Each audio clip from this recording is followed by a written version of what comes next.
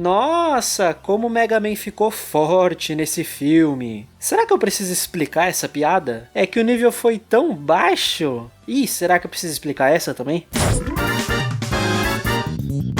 Mega Man EXE não é nenhuma novidade aqui no canal. Quase 3 anos atrás eu fiz um vídeo sobre os jogos que deram origem a esse universo. E no ano passado fiz um vídeo sobre o anime que surgiu baseado nesses jogos. Eu recomendo fortemente que você veja os dois vídeos, ou pelo menos só o do anime, para ter um pouco mais de contexto para esse filme, que se passa lá pelo meio da 3ª temporada dele. Na primeira temporada do anime, ele já tinha tomado suas liberdades para reinterpretar certos elementos dos jogos nessa versão animada, mas ainda assim ele seguia basicamente os mesmos acontecimentos dos jogos. No arco seguinte foram introduzidas as Cross Fusions, unindo protagonistas humanos aos seus NetNeves, para tentar colocar essa criançada mais no meio da ação, já que por não ser mais um jogo elas meio que não faziam muita coisa. Ainda assim, tirando algumas pequenas diferenças causadas por isso, a história ainda seguiu muito do roteiro original. Então chutaram o balde de vez no arco Stream, eles decidiram seguir por uma história completamente própria, só utilizando os mesmos personagens e visuais do que estava no 5º jogo da série. Ou seja, justamente o meu jogo preferido ficou sem ser adaptado, mesmo que fosse para ser meio diferente. O que na verdade não foi um problema, porque essa temporada acabou sendo a minha preferida de qualquer forma. Pois bem, lhes apresento o que para mim foi o melhor dos dois mundos. O filme Hikari Toyami no Program, algo como o Programa de Luz e Trevas, existiu com um único propósito: usar tudo que ainda não tinham conseguido adaptar do 5º jogo da franquia, mas agora dentro desse contexto completamente diferente dessa temporada.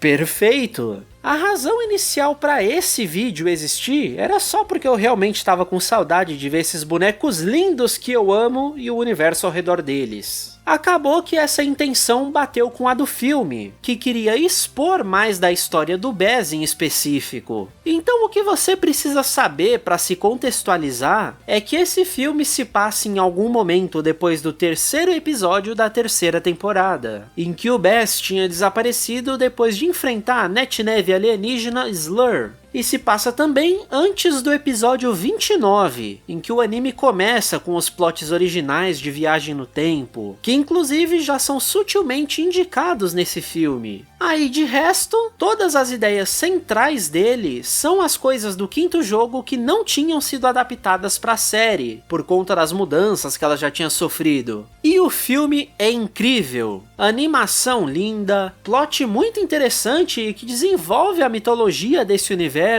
e além disso, ele é um ótimo exemplo do que a série fez ao longo da existência inteira dela. Ele é um concentrado extremo dessa linha editorial que o anime teve. Mesmo misturando elementos de partes diferentes desse universo, é impressionante como a série cria uma coerência própria tão boa quanto a dos jogos. Tudo funciona tão bem quanto, mesmo não seguindo em nada o material original.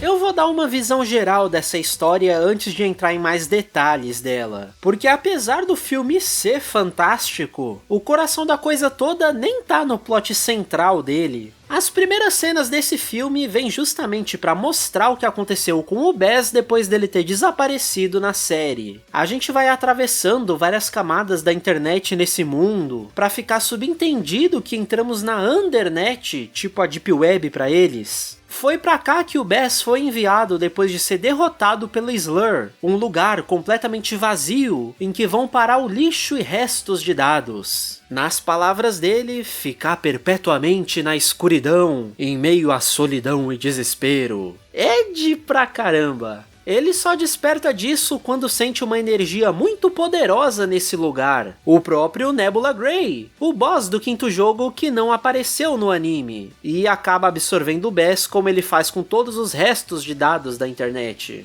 A ideia central do filme é que esse vilão tá reunindo forças para ressurgir no mundo. Para isso, pilares de energia surgem no mundo real, desenhando glifos no chão. E esses desenhos são estranhamente parecidos com traços em chips de computador, com um requinte de linhas de Nazca só pela referência conceitual. De acordo com o pai do Len, é como se isso fosse um código de programação no mundo real, resquícios do projeto Spectrum, um programa criado pelo Dr. Light, o avô do Lan nessa série, em conjunto com o Dr. Wily. Projeto esse que tentaria ligar o mundo real ao virtual, usando as emoções humanas como caminho para essa conexão. Só que esses glifos desenhados no mundo real seriam o caminho inverso, usando a linguagem do outro mundo para digitalizar a Terra. O que é ruim, caso não tenha ficado óbvio. E aí entra a parte de ação do filme. Para impedir que o programa inteiro seja escrito, os Net Saviors, especialmente o Lan, precisam se conectar ao Trinity Brain, que é tipo o centro do sistema de internet desse mundo. A ideia é que eles não sabiam como parar o programa em si, mas se cortassem o pavio dessa bomba, que é a conexão já existente entre os dois mundos, essa nova programação pararia de ser executada.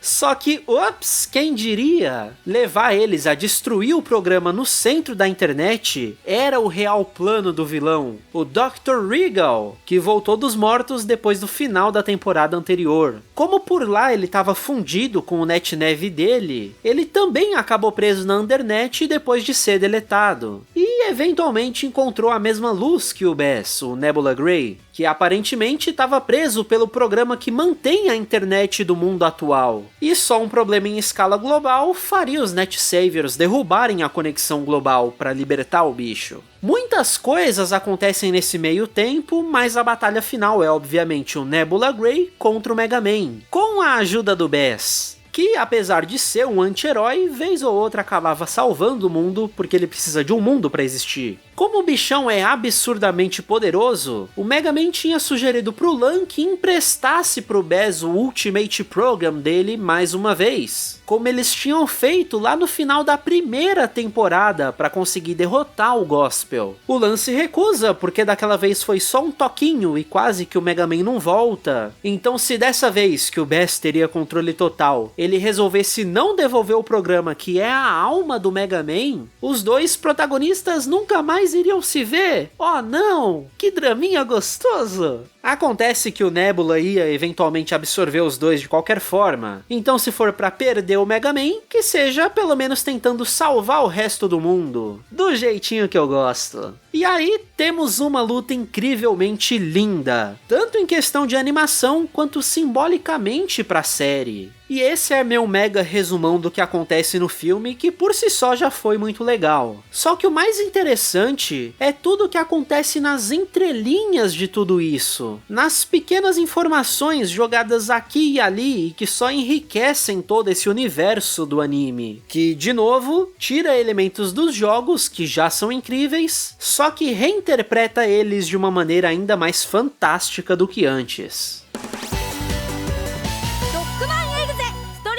Então agora sim, coisas que o filme menciona, dá uma pincelada, mas que a gente só entende o impacto delas quando acaba olhando para a franquia como um todo. Quando aqueles pilares de luz estavam digitalizando o mundo real, a gente viu umas pessoas sendo arrastadas pra dentro dele. E é meio desesperador, especialmente quando acontece na frente do Lan, e ele fica com uma cara genuína de terror. Isso não é muito importante, eu só realmente fiquei meio chocado como esse filme tem umas cenas desnecessariamente perturbadoras do nada. Tipo quando o Dr. Regal tá torturando o pai do Lan, achando que o Dr. Light tinha escondido restos do programa na mente dele. Bizarro. Totalmente fora do tom da série, mas beleza. Toda a pegada desse projeto Spectrum é o que deveria ter sido o sistema principal de internet nesse universo. Se não tivesse sido abandonado, seria como uma realidade paralela em que os pets nunca existiram, porque os próprios seres humanos poderiam entrar na internet e fazer as coisas deles. Curiosamente, foi essa falha do projeto Spectrum que fez o Dr. Light optar pela criação dos NetNaves. E a gente fica sabendo disso nessa temporada, em que os humanos entram na internet de certa forma quando se fundem com os pets. Como esse projeto era desenvolvido junto com o Wily, quando ele vendeu essas ideias para o exército, o Dr. Light abandonou o projeto. Sendo assim, o Spectrum nunca foi terminado. Então a parte dele foi readaptada pela Trinity Brain para desenvolver o sistema dos patches. Toda essa coisa é a ideia 100% original do anime, mas ela é ligeiramente baseada no papel do Nebula Grey no quinto jogo da série. Por lá ele surgiu como uma manifestação dos sentimentos negativos da relação entre humano e Netneve, servindo como a antítese de todo o conceito desse e do jogo anterior, que tinha Soul Unisons, sendo a positividade que unia a alma entre os dois mundos. Então o legal é que o filme pega exatamente as mesmas propostas de ter algo contrário ao conceito central desse universo e coloca isso como uma referência ao Dr. Wily, um personagem clássico.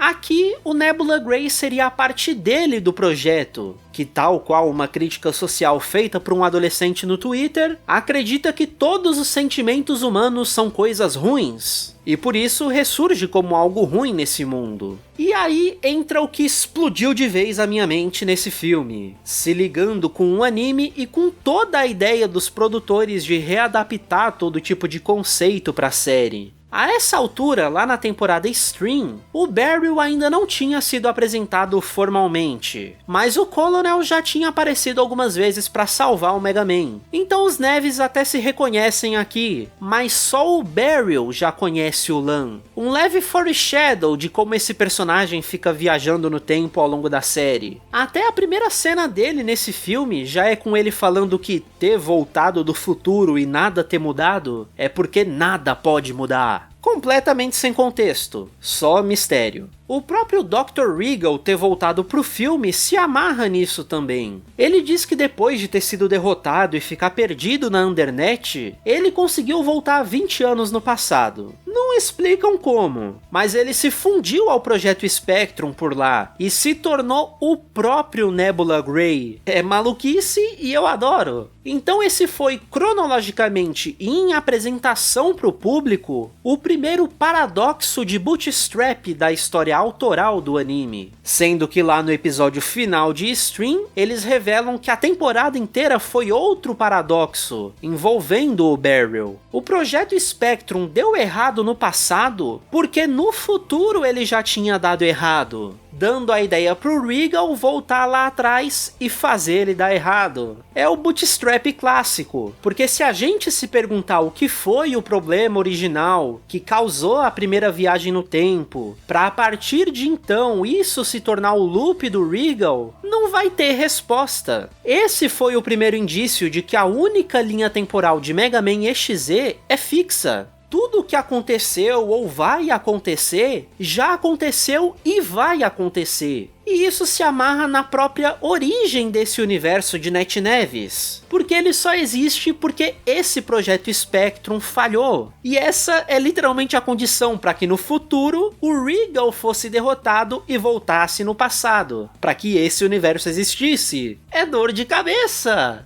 Só que o mais legal é que isso é claramente um foreshadow pro final de Stream, em que a gente vê basicamente o mesmo rolê com o Beryl. Toda a presença dele no conflito contra o Duo no presente é porque no final da temporada ele volta no passado para garantir que ele pudesse estar no presente. E nessa, inclusive, ele levou o patch do futuro pro Dr. Light no passado criar esse sistema de conexão mundial. É bootstrap em cima de bootstrap. Toda a existência desse universo que a gente conhece é um loop fechado e imutável. Então os roteiristas brincarem com viagem no tempo tinham um potencial enorme para criar furo no roteiro. Porque é tudo muito confuso, mas a produção teve todo o cuidado de manter tudo sempre muito consistente. E é por isso que eu amo essa temporada e a série como um todo. Quanto mais eu penso, mais completos são esses loops temporais. O que faz essa ser uma das melhores histórias com viagem no tempo que eu tive o prazer de conhecer. Ainda dentro dessa temática de viagem no tempo, mais um foreshadow que o filme faz pro que ia acontecer em breve no anime é mostrar que o Nebula ultra poderoso no futuro ressoou com a falha do Spectrum no passado, e isso criou o primeiro túnel temporal entre os dois momentos diferentes nessa série. Viagem no tempo aqui não é bagunça, ela só acontece entre pontos específicos do espaço-tempo. E esse foi o primeiro. E é de onde vem o Beryl 20 anos antes do filme para esse presente que a gente vê. E daí a fala dele no começo, de que se ele voltou é porque nada pode mudar. Ou seja, o filme é mais um dos loops do Beryl, provando mais uma vez que a produção desse anime é genial, sendo confuso de propósito, para te deixar no mistério e te entregar a resposta só depois. Eu amo um hard sci-fi na minha vida, mas eu sei que isso confunde e até incomoda muita gente. Então vamos deixar isso de lado e ir para mais coisas fantásticas que esse filme fez, sem derreter nosso cérebro. Quando Baz reaparece fora da Undernet pela primeira vez, ele estava possuído pelo Nebula. Esse já tinha sido o primeiro indício de que o real plano do vilão era invadir o centro da Trinity Brain e destruir o programa central. Talvez a intenção fosse ter o Baz como plano B mesmo, mas nada disso importa porque o que eu quero mesmo é a luta bem animada dos meus bonecos bonitos. Vocês já viram o Baz sem capinha? Na segunda luta, depois que o corpo real do Nebula se libertou e aí ele abandonou o do Baz, é que a gente tem o momento chave desse filme, carregado de mais infinitas referências. Na primeira temporada, em que só existiam os 3 primeiros jogos de Mega Man, essa forma do Cross Baz ainda não tinha sido inventada, ela é do 5º jogo. Mas o Baz já mencionava uma forma suprema que ele queria atingir ao incorporar o Mega Man. Provavelmente era essa. Então acaba que aquilo vira um foreshadow em retrospecto por causa desse filme. Essa forma super OP não é super OP de graça. Não é só pra ter o clímax do filme e vender mais um boneco. Ela sempre existiu no imaginário da série. E é por isso que eu gosto tanto da ideia desse anime. Mesmo quando sem querer eles descartam conceitos dos jogos, eles conseguem lá na frente amarrar tudo de novo com a narrativa própria deles. Por não ter que seguir a mesma história dos jogos, eles acabam tendo essas oportunidades. E até a ceninha final é bem emocionante. Os dois iam ser arrastados junto com o Regal de volta pro buraco negro no centro da Undernet, mas o Baz maldito ataca o Mega Man. Claramente só para que ele fosse desconectado. Ele é um anti-herói, mas cumpre a promessa de devolver o amigo pro Lan.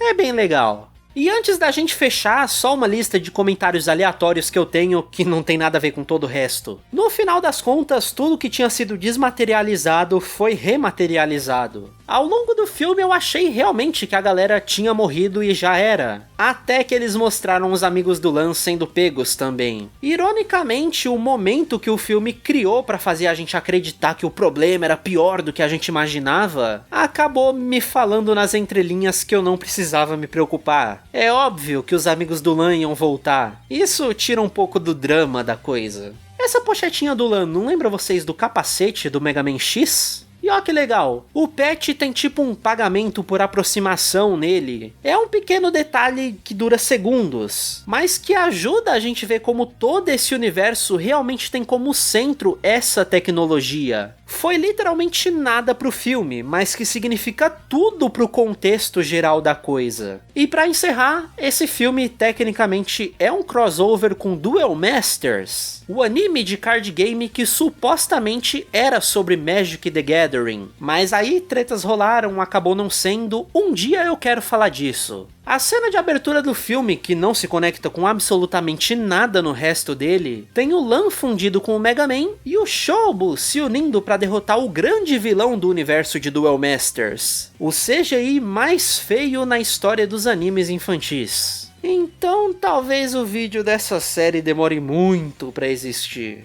Muito.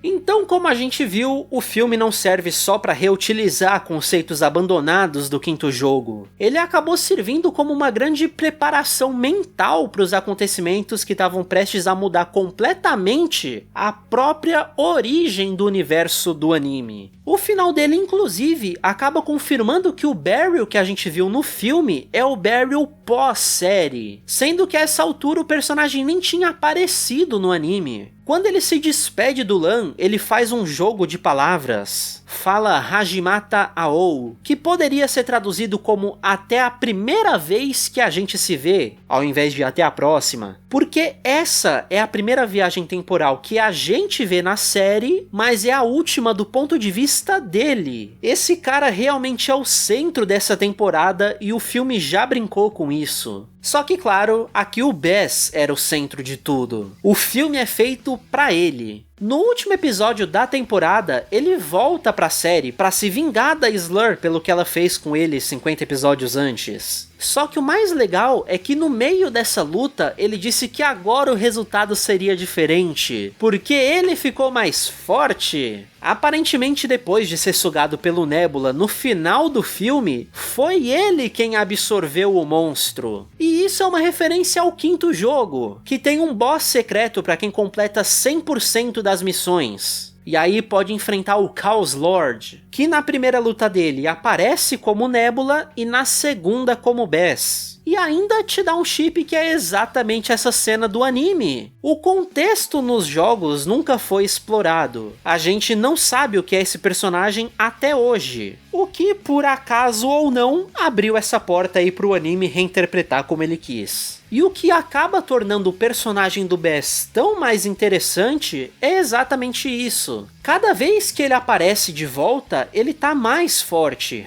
E com um desenvolvimento paralelo ao da série, sempre ligado com o lore da franquia como um todo, mas que ninguém ao redor dele faz ideia do que é. O Bes parece ser o protagonista de uma história própria só dele. Então é isso, tá tudo conectado, só que cada coisa do seu jeito. Eu vou pra sempre achar incrível como o anime consegue ser tão diferente dos jogos e ainda assim carregar toda a essência por trás de cada detalhe desse universo. E esse filme então demonstrou ainda mais todo esse equilíbrio da franquia. Tem quem não goste dessas mudanças, eu entendo. Mas de toda forma, não existe material ruim de Mega Man EXE. Ruim é ficar sem Mega Man EXE, né, Capcom? Love and peace have just begun.